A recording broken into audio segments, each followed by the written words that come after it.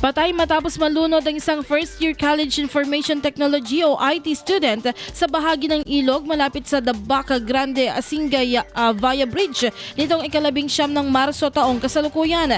Batay sa inisyal na ulat mula sa Baggao Integrated Command and Control Center, naganap ang insidente noong Huwebes na siyang naging dahilan upang kaagad na nagsagawa ng search and retrieval operation ng mga rescuers, katuwang ang mga opisyal at residente ng Barangay Dabac Grande. Nakiisa rin sa paghahanap ang mga kaanak ng biktima na umaasang agad itong matatagpuan. Gayunpaman, inabot ng gabi ang operasyon ngunit hindi pa rin nakita ang nawawalang estudyante, kaya't ipinagpatuloy ang paghahanap kinabukasan.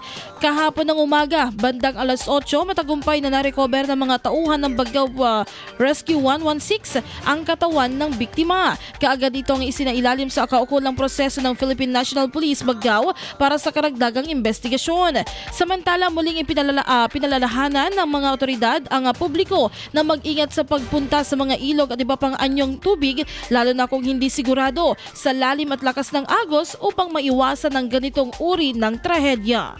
IFM News.